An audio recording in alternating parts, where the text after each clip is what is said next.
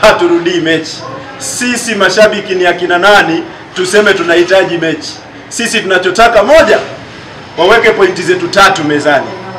Kama pointi 3 hazipo, kama hawana uwezo wa kutupa pointi 3 kwa sababu wanazozijua wao, basi waende kwenye tafsiri za kanuni zao. Kwenye sheria kuna kanuni ambazo zinasababisha mpira wa nchi hii unachezwa.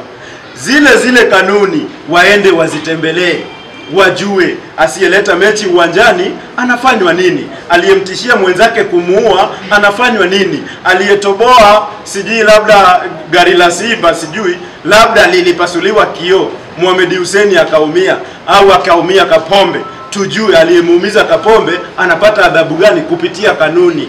Lakini asije mtu tu ameshiba zake maharage anakwambia hii mechi imeahirishwa. Kwa kweli tumeumia. Kwa hiyo hili swala hatutalichukulia tu kama Simba na Yanga wamekosa ule mchezo, tutalichukulia pia katika tasnia ya michezo ya nchi hii, kwamba nchi hii tunapofika hatua ya kutoa viongozi wakubwa, kwa mfano tunaye rais wa Afrika, kiongozi wa mwenyekiti wa vilabu Afrika, wale waliomchagua wakumchagua kwa sababu tu anacheza sinema, walimchagua kwa sababu anasimamia klabu ya nini? Klabu ya mpira. Kwa hiyo tunataka viongozi wa TFF pamoja na bodi ya ligi pia wasimamie kanuni, waweze kuheshimu mpira.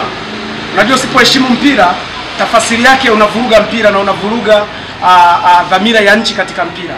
Dhamira ya nchi katika mpira ni kuunganisha Watanzania, kuwapa burudani wa Tanzania.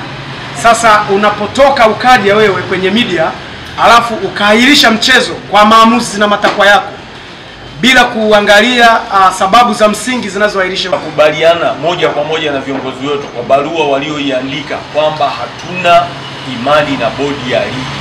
Ni kweli Dar es Salaam Young African, sisi wanachama na mashabiki tumekubaliana hilo kwa pamoja, kwa sababu kumekuwa nje ya tukio hili, kumekuwa na mfululizo wa makosa ya kibinadamu ambayo watani zetu wamekuwa wakinufaika nayo kwenye ligi, na tukao tunayachukulia kwamba haya yawezekana ni makosa ya kibinadamu ya waamuzi.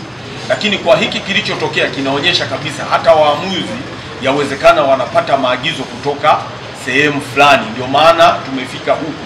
Sasa Dar es Salaam Young African kama wasimamizi wa haki za Watanzania, kwa sababu timu hii imehusika katika kupigania uhuru wa nchi hii, kwa hiyo inarudi kupigania haki za football ya nchi hii.